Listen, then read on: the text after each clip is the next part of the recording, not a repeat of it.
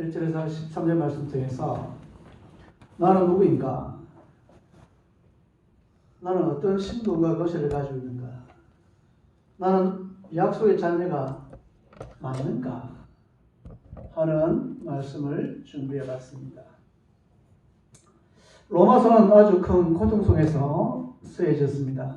왜냐하면 이 로마서 자체가 평탄하게 좋은데 그렇게 기록된 게 아닙니다. 어려움과 그리고 환난 중에 기록된 책이기 때문에 그렇습니다. 그래서 우리는 큰 고통을 이겨내기 때문에 이 오늘 말씀을 오늘 한번 상기해 볼 필요가 있다 생각합니다. 지금 우리나라뿐만 아니고 전 세계가 우한 코로나19 바이러스 때문에 고통을 당하고 있습니다. 그리고 어떤 데는 예배를 못 드리고요. 어떤 데는 인터넷 방송 드리고요. 또 유튜브 실시간 예배 드리는 것도 있고요. 알아보니까 그렇습니다. 우리 지역뿐만 아니고 대구 그리고 우리가 살고 있는 지역까지 전 세계까지 지금 이 고통 중에 있습니다. 큰 고통에 빠진 사람들을 건져야 하기 때문에 오늘 우리는 분명히 바울을 통해서 우리에게 먼저 주시는 약속이 있습니다. 우리가 하나님 자녀가 맞다면 5가지 확신을 먼저 선언적으로 가져야 됩니다. 그래서 바울은 여기에 대한 분명한 확신이 있었습니다. 그래서 성경적 확신이 없으면 흔들리고 흑암의 그 공격에 무방비 상태에서 당할 수밖에 없는 겁니다. 그래서 그 첫 번째가 뭐냐면 구원의 확신입니다. 요한에서 5장 11절에서 13절 말씀 보면 또 증거는 이것이니 하나님이 우리에게 영생을 주신 것과 이 생명이 그의 아들 안에 있는 그것이니라. 아들인 자의 생명이 있고 아들이 자의 생명이 없느니라.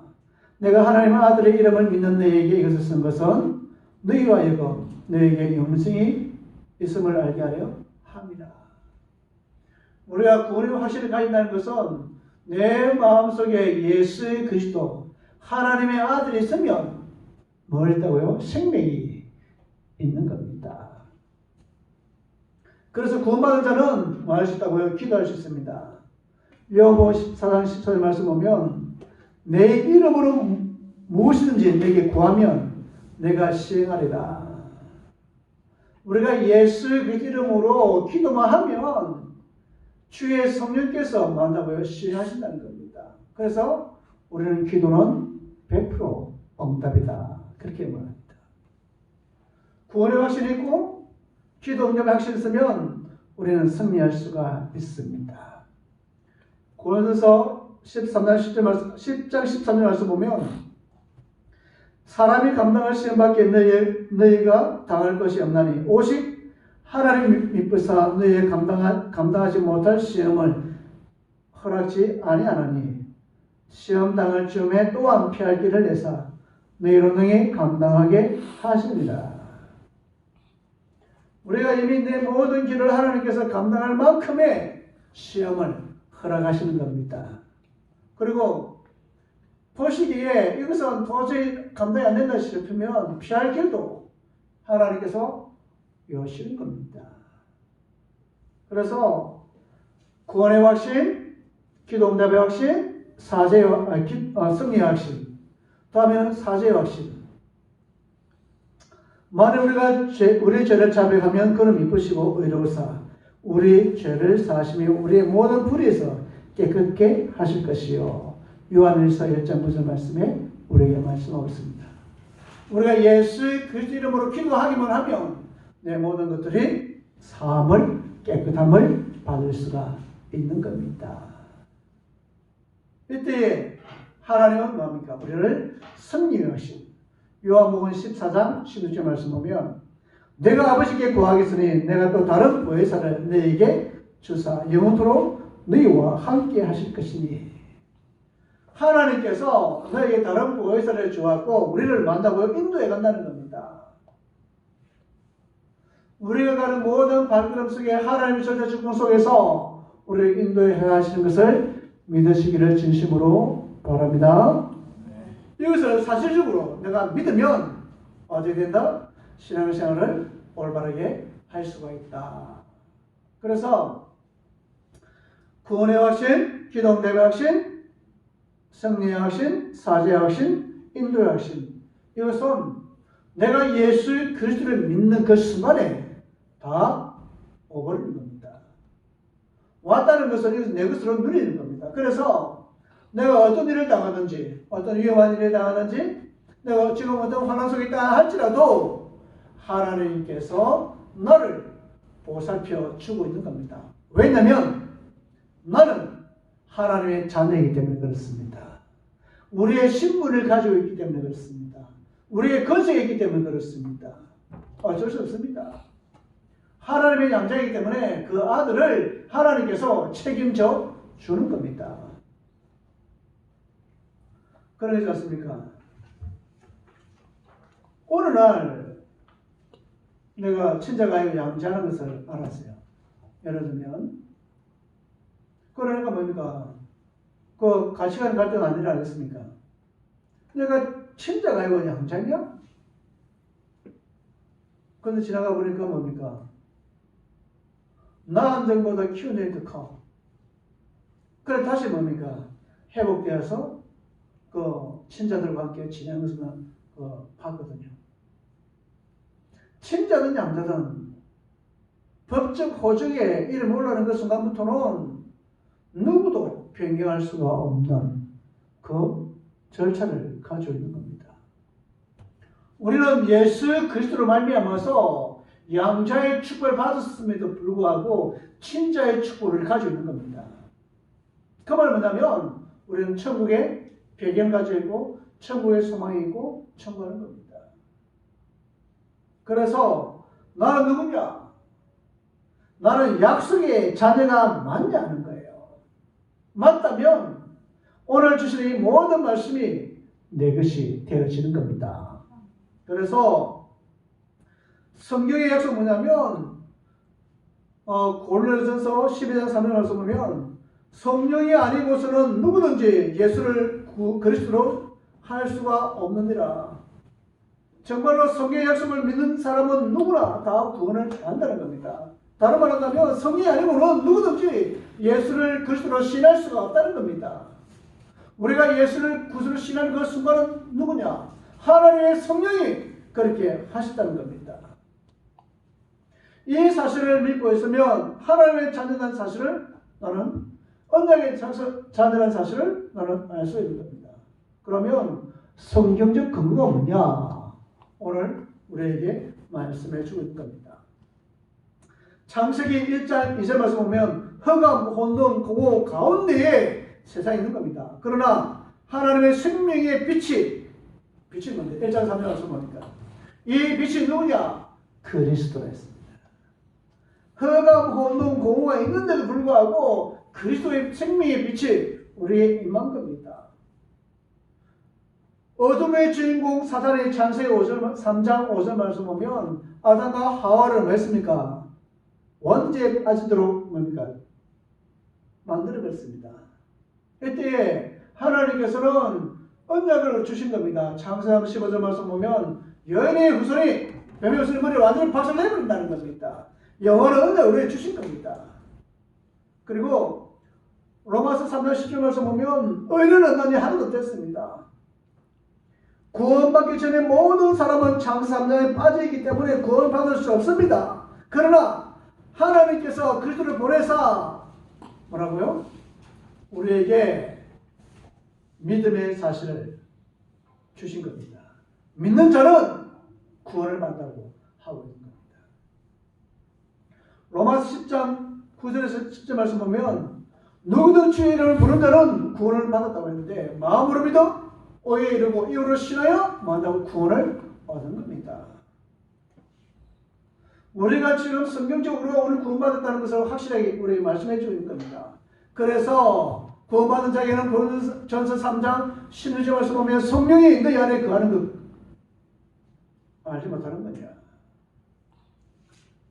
우리가 주로 신하면 성령이 너희 안에 가는 것을 내가 알지 못하느냐?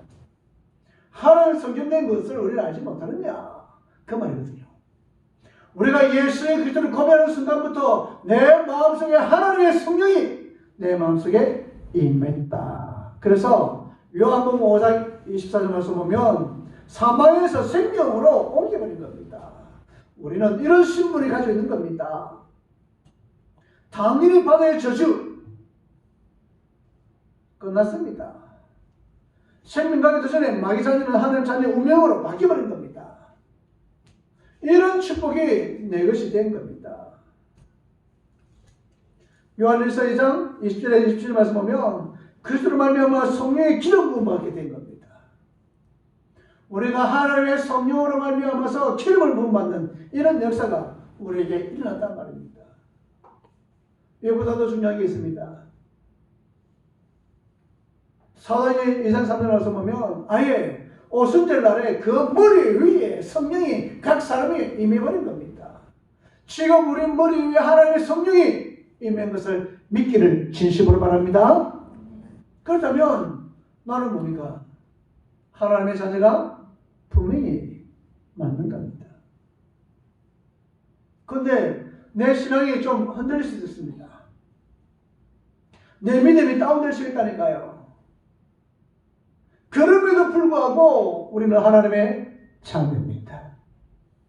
왜냐하면 호적적으로 우리는 하나님 자녀라고 성경에 기록되어 있기 때문에 그렇습니다.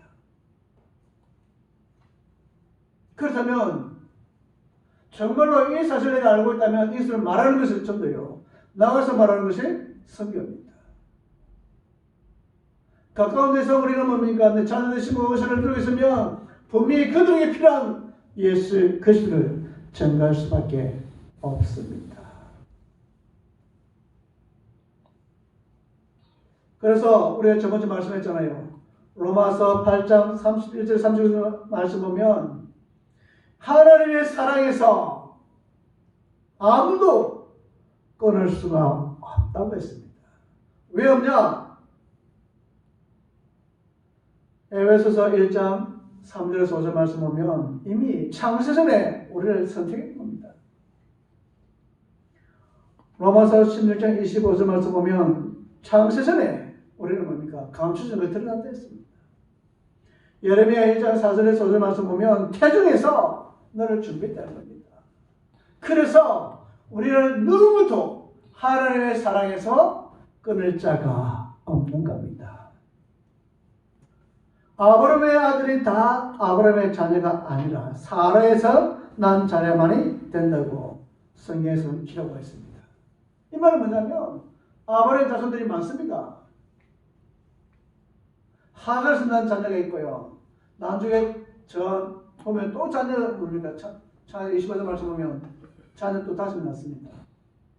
이런 자녀가 아니라는 겁니다. 뭐가 자녀가 있는데요? 낳았는데 불구하고 내 자녀가 맞는데 이 말은 뭐냐면 언약의 자녀가 아니라는 겁니다.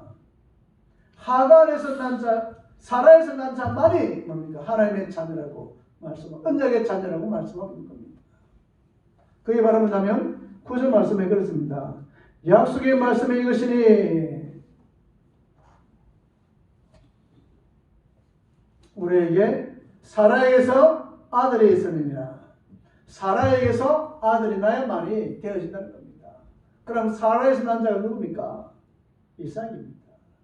이삭이 언약의 흐름 속에 있다는 겁니다. 절대적 구원의 축복을 우리는 받는 겁니다. 12절 말씀은 리브가에서 큰 자가 어린 자를 섬기겠고 이미 태중에 리브가에게 하나님의 성령이 이야기하고 있는 겁니다. 원래 에스가 장자입니다. 그럼 장자의 축복을 받아야 되는데 하나님은 야곱에게 장자권을 준 겁니다. 왜냐? 이미 성경에서 이 리브가는 알고 있었던 겁니다. 태중에서 큰 자가 작은 자를 섬길 거라고 말씀하고 있는 겁니다. 이 야곱을 통해서 누가 나옵니까? 12지파가 나오잖아요. 12지파를 통해서 이스라엘이 나오시고 나라가 만들어지는 축복을 받게 되는 겁니다.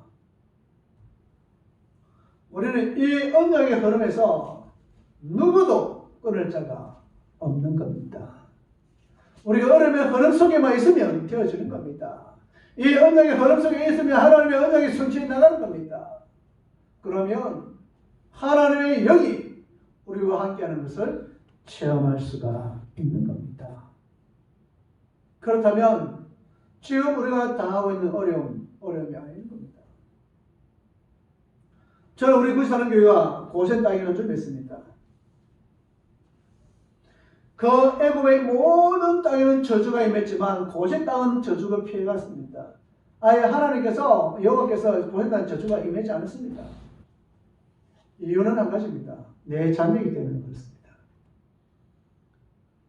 이스라엘 자녀이기 때문에 그런 겁니다. 구분시켜버린 거예요. 애굽의 자녀와 저주의 자녀와 하나님의 자녀, 언약의 자녀 구분시킨 겁니다. 그럼 이 코로나19가 걸리면 그럼 저주받느냐? 아니에요.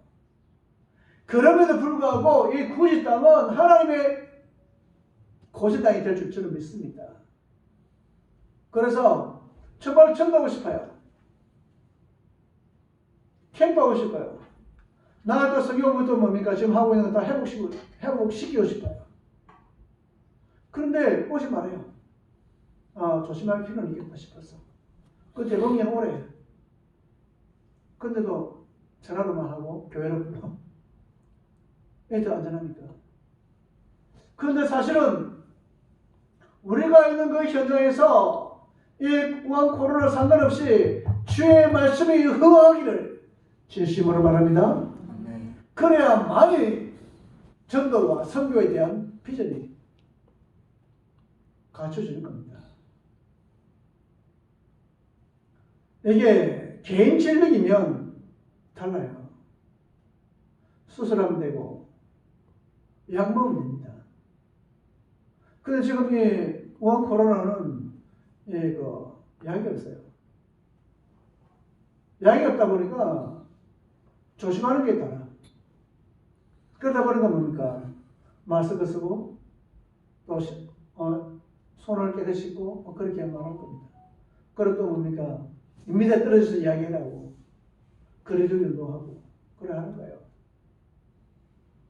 그런데 밑에 떨어져서 무슨 이야기 하겠습니까?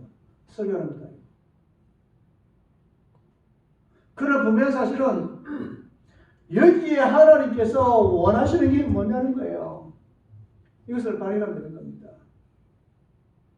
우리가 숫자 작기 때문에 이렇게 모인다? 저는 아니라 생각합니다. 예배는 지속되어야 되는 겁니다. 그럼 가정에 드리는 예배 아니냐? 아닙니다. 맞습니다. 그러나 성전에 있음에도 불구하고 가정에 예배 드리는 것은 아니라고 생각합니다. 그러면 당연히 예배 드리는 겁니다. 만약에 우리 가정에 예배 드렸다면 우리 성도들에게 제가 말한 것 중에 하나는 뭐냐면 그게 있잖아요. 주일을 포기하지 말라고. 그럼 주일에 예배 드렸으면 주일을 드린 거지. 그게 아니라 생각합니다. 다른 거 다 양보하되 주일을 양보하지 말았는데 우리 성전에 있음에도 불구하고 예배 가정에서 드린다는 것은 나는 주일을 양보한다 생각이 들거든요. 그러면 이 주일은 누구 날입니까? 주일 날이라. 그러면 주일날에 예배 드리는 건 당연하단 말입니다. 그런데 이게 전염병이라. 근데 모델이 나왔어. 신체적 모델 나왔고 전 세계 뭡니까? 우리나라를 완전히 휘저고 있잖아요. 그러다 국가적으로 뭐합니까? 교회를 폐쇄시켜버린 거예요. 그리고 또 우리 교회를 함부로 못하니까 뭡니까? 금고하는 겁니다. 완전 행정 명령이라고 문 닫게 만들 겁니다. 당분간. 그러나 우리는 예배는 뭐 해야 된다? 지속되어야 된다 생각합니다. 건강한 사람이 예배드리는 건 당연한 겁니다. 왜냐하면 이 환난 날에 하나님께서 아무도 하나님의 사랑에서 끊을 자가 없기 때문입니다. 그러면 가정에 예배드리는 사람은 나쁘냐? 아닙니다. 그것도 맞습니다. 유튜브 실시간 통해서 예배드리는 거 왜냐하면 그 방침이니까요. 그러나 보면 사실은 하나님 앞에서 예배드려야 되겠다. 그런 생각이 듭니다. 오직 예수가 그리스도, 살아계신 하나님의 아들이 맞다면 가정에서 뭡니까? 편안하게 예배드릴 수 있습니다. 그러나 결단에서 나오는 것도 나쁘지 않다 생각합니다. 그래서 우리의 미래가 중요한 것은 뭡니까? 이미 우리는 알고 있습니다. 불신자 가정에 나오는 우리 친구들은 부모가 못 나오기는 어쩔 수 없습니다. 그러나 우리 속에 그리스도의 비밀이 있다면 당연히 결단할 때는 결단이 되어져야겠다 생각합니다. 6절 말씀 보니까 이렇게 성경에 기록됐습니다. 그러나 하나님의 말씀이 폐해진 것 같지 않도다. 이스라엘에게서 난 그들이 다 이스라엘이 아니요. 이스라엘과 참 이스라엘과 육신의 이스라엘은 뭡니까? 구분하고 있습니다. 7절 말씀 보니까 참 아브라함 씨와 육신의 아브라함 씨를 구분하고 있습니다. 8절 말씀 보니까 육신의 자녀와 약속의 자녀를 구분하고 있는 겁니다. 우리는 누구의 자녀입니까? 정말 참 이스라엘 자녀가 맞습니까? 우리는 정말로 이스라엘 아브라함 씨를 가지고 있습니까? 정말 우리는 약속의 자녀가 맞습니까? 맞다면 구분되는 게 당연한 겁니다. 육신적으로 가진 것과 그리고 이스라엘 자녀 다른 겁니다. 그 참 아브라함 씨와 육신의 씨는 다른 겁니다. 그 지금 불신자들은 뭡니까? 똑같아 하잖아요. 신천지나 모슬림이나 기독교나 뭐가 다르냐고. 다 같이 예배 드리는데. 그런데 그 안에 들어가면 다르다니까요. 육신적으로 나왔던 이스마엘을 통해서 모슬림이 전 3분의 1을 차지했잖아요. 그래서 하나님 믿습니까? 예수님 믿습니까? 안 믿다니까요. 예수님을 그 많은 선자 중에 한 사람으로만 알고 있는 거라. 우리는 예수님 누굴 믿습니까? 선자? 아니잖아요. 구원자잖아요. 근데 뭡니까? 육신을 믿어버리니까 뭡니까? 그들도 뭡니까? 그 많은 선자 중에 한 명이 예수라는 거라. 가질 수 있습니까? 없습니다. 신천지를 말합니까? 이만희가 뭡니까? 하나님과 사람을 연결시키면 억울하지 않습니까? 그건 누굽니까? 마리아도 그러잖아요. 마리아가 뭡니까? 하나님과 그 중간에 그 매개체가 바로 마리아를 하지 않습니까? 그걸 누구에게 기도합니까? 아기 예수를 항상 안고 있는 그 마리아의 이름으로 마리아에게 선물하지 않습니까? 그러면 우리는 그리스도를 예수를 보고 있는 겁니다. 그 예수 그리스도가 지금 내 마음속에 없는 거를 주인으로 계신 겁니다. 그래서 아까 우리 첫 번째는 성경적으로 다 풀어주잖아요. 그 예수 그리스도를 내 마음속에 주인을 믿는 그 순간부터 우리는 이스라엘, 참 이스라엘이고, 그리고 참 아브라함의 시고, 그리고 약속의 자녀 되어지는 겁니다. 그러면 나는 누구냐? 답이 나옵니까? 나옵니까? 나오죠. 이 답을 가지고 있어야만 흔들리지 않는다니까요. 이 어려운 시기에 정말로 나는 누구냐? 정말 하나님 자녀가 맞냐? 언약의 백성이 맞냐? 정말로 육신의 씨가 아니고 참 이스라엘 씨가 맞냐? 우리가 약속의 자녀가 맞냐? 그것을 성경에 기록되어 있다니까요. 그럼 이 성경을 믿는다는 것은 뭡니까? 내 자녀가 맞다는 겁니다. 그리고 이 사실을 내가 고백하는 순간부터 난 누굽니까? 자녀가 맞다는 겁니다. 이 어려운 시기에 너의 정체성을 확고히 하기를 진심으로 바랍니다.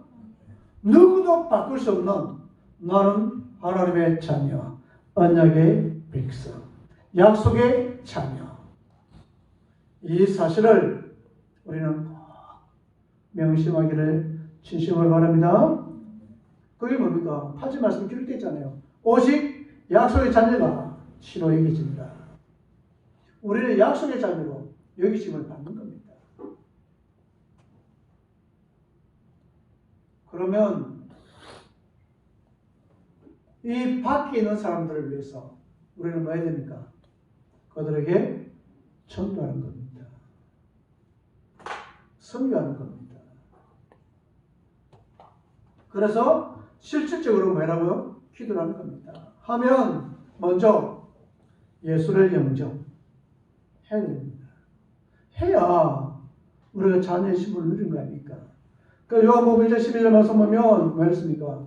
영접하는 자, 곧 그 이름을 믿는 자는 끝났습니다.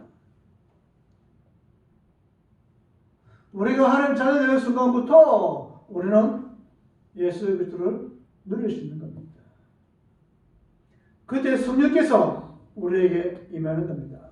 내 생각, 내 마음, 내 몸 속에, 영혼 속에 사로잡게 되는 겁니다. 그래서 오직 성령이 너희에 임하시면 너희가 권능을 받고 예루살렘과 온 유대와 사마리아 땅끝까지 이르러 내 증인이 되리라. 예수를 영접하면 성령께서 임하고, 성령이 임하면 뭡니까? 말씀이 역사하는 겁니다. 말씀을 깨닫게 합니다. 말씀으로 응답해 주시는 겁니다. 그래서 저는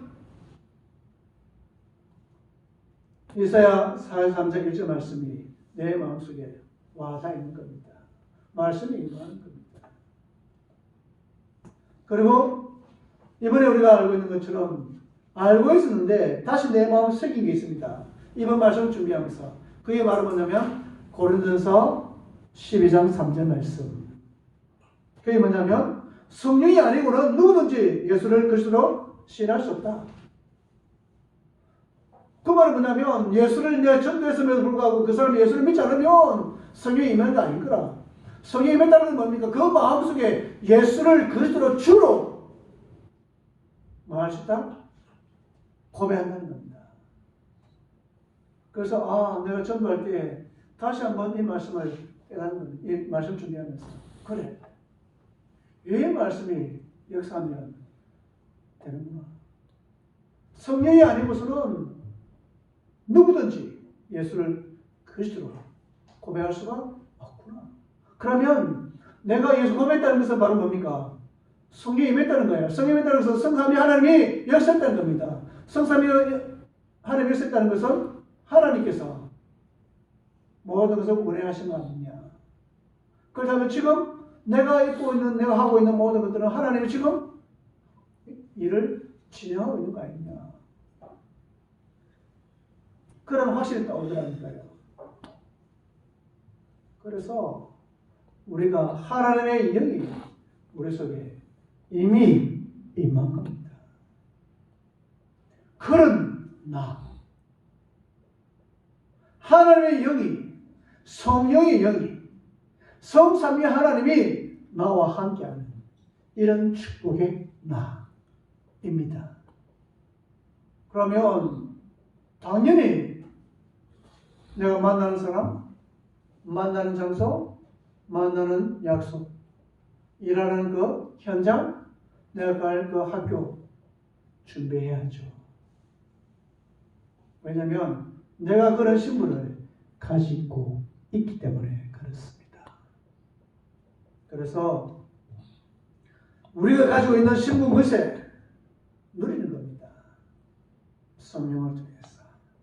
그래서 나는 누군지에 대해서 성경을 통해 분명히 해답을 가질 필요가 있습니다. 나는 언약의 자손입니다. 나는 하나님의 자녀입니다.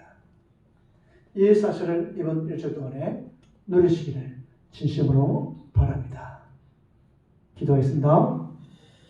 주 하나님 아버지 감사합니다. 하나님, 나는 누군가 너는 약속의 자녀, 언약의 자녀, 하나님 자녀된 신부가 그것을 누릴 수 있는 저희들 되게 하여 주시고, 성령이 아니고서는 절대로 예수를 그리스도로 신할 수 없음을 알고 내가 있는 그 현장에 이 사실을 누릴 수 있도록 주의 성령께서 역사하여 주옵소서. 세상 모든 것이 하나님 사랑을 끊을 자 없는 것처럼 바로 이 축복을 마음껏 누리게 하여 주옵소서. 예수 그리스도 이름으로 감사하며 기도드리옵나이다. 아멘.